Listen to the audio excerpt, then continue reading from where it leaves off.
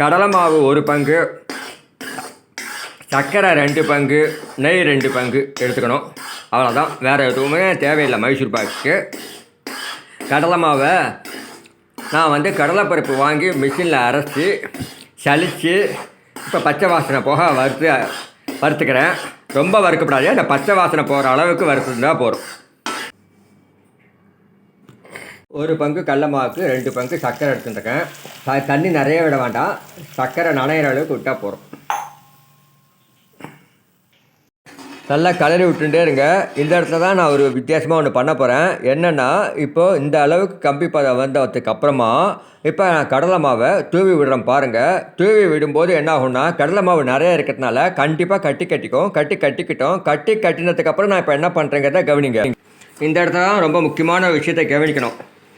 நான் சர்க்கரையில் தண்ணி ரொம்ப குறைச்சலாக விட்டு கம்பி பாகு மாதிரி ரெடி பண்ணிவிட்டு அதில் கடலை மாவை தூவி இப்படி கலரிருக்கேன். அப்படி கலரும்போது நிறைய கட்டும். அந்த கட்டினெல்லாம் என்ன பண்ணிட்டேன், எடுத்து மிக்சியில் அரைச்சி மறுபடியும் ஒரு கலரின்னு இருக்கேன். கலரிட்டு நமக்கு எந்த அளவுக்கு மைசூர் பாக்கு தேவையோ அந்த அளவுக்கு மட்டும் இந்த பவுடரை எடுத்துட்டு பாக்கி தனியாக ஒரு டப்பாவில் போட்டு வச்சுட்டு மறுபடியும் எப்போ நமக்கு மைசூர் பாக்கு தேவைன்னு தோன்றதோ அந்த நேரத்தில் இந்த கலவையை மட்டும் கொட்டி வெந்நீரை கொதிக்க விட்டு நல்லா கிளறிட்டு அதுக்கப்புறமா நெய்யை விட்டு கிளறினா சூப்பரான மைசூர் பாக்கு தயாராகும். பாருங்களேன் என்ன பண்ணுறேன்ட்டு. பாருங்கள், தண்ணி கொதிக்க விடுறேன். தண்ணி கொதிக்க விட்டு இனிமேல் தான் கை விடாமல் கலரணும்.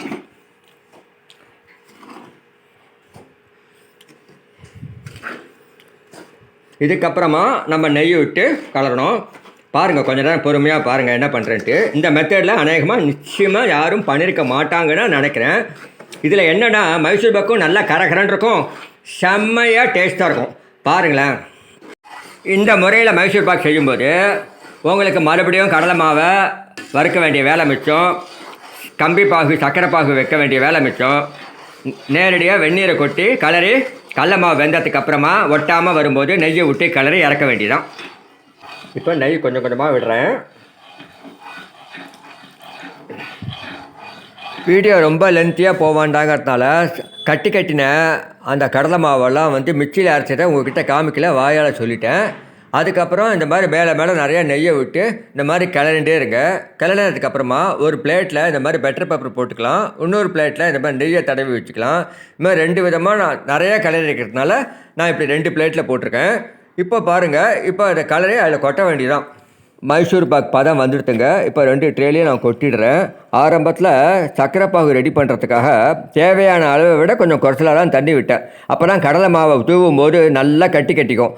அதை மிக்சியில் அரைச்சி பொடி பண்ணி சர்க்கரை பாகு கடலை மாவு பவுடரை தேவையான அளவுக்கு எடுத்து வச்சு மைசூர் பாக் பண்ணுறதுனால வெளில போடுறதுக்கு கொஞ்சம் லேட்டாகும். அதனால் கொஞ்சம் பொறுமையாக காத்துருங்க. அதாவது மைசூர் பாக் பதம் வந்த அப்புறம் பிளேட்டில் கொட்டின பிறகு ஆறி போன பிறகும் 1 மணி நேரம் வரைக்கும் காத்திருந்து நீங்கள் வில்ல போட்டாக்க அந்த வில்லை எடுக்கும்போது அதை செம சாஃப்டாகவும் இருக்கும், வாயில் போட்டு பார்த்தீங்கன்னா கரகரப்பாகவும் இருக்கும், ருசியும் அபார ருசியாக இருக்கும். இதுக்கு முன்னாடி நீங்கள் பண்ணின மைசூர் பாக்கோட ருசியிலேருந்து கண்டிப்பாக டிஃப்ரெண்ட்டாக இருக்கும். அதுக்கு காரணம் சர்க்கரையில் தண்ணியை குறைச்சலாக விட்டு பாகு ரெடி பண்ணி அதில் கடலை மாவை கொட்டி நல்லா கட்டி தட்டை வச்சு அதை மிக்சியில் அரைச்சி பவுடர் ஆக்கி அதில் கொதிக்கிற தண்ணியை விட்டு நெய்யை விட்டு கிளறி இறக்கினா இந்த மாதிரி ஒரு அருமையான அபாரமான ருசி வரும். ஆனால் என்னென்னா, வில்ல போடுறதுக்கு மட்டும் கொஞ்சம் லேட்டாகும், 1 மணி நேரம் அதிகமாக காத்திருக்கணும், அவ்வளோதான். அந்த ஒரு பொறுமை மட்டும் வேணும். அடுத்த தடவை நீங்கள் மைசூர் பாக் பண்ணும்போது பச்சை வாசனை போக வறுக்க வேண்டாம், சர்க்கரை பாகு ரெடி பண்ண வேண்டாம், தூவ வேண்டாம், ஈஸியாக மைசூர் பாக்கை ரெடி பண்ணிடலாம். நீங்களும் இந்த மாதிரி மெத்தடில் மைசூர் பாக் செஞ்சு பாருங்கள். அப்படி பண்ணும்போது நல்லா அருமையாக சூப்பராக வருங்க, செம்ம டேஸ்ட்டாக இருக்கும். செஞ்சு பார்த்துட்டு சொல்லுங்களேன். இந்த வீடியோ உங்களுக்கு பிடிச்சிருந்தா உங்களுடைய நண்பர்களுக்கெல்லாம் ஷேர் பண்ணுங்கள். மறக்காமல் லைக் கொடுங்க. உங்களுடைய கமெண்ட்டையும் இந்த யூடியூப்பில் கொடுங்க. தேங்க்யூ, பாய்.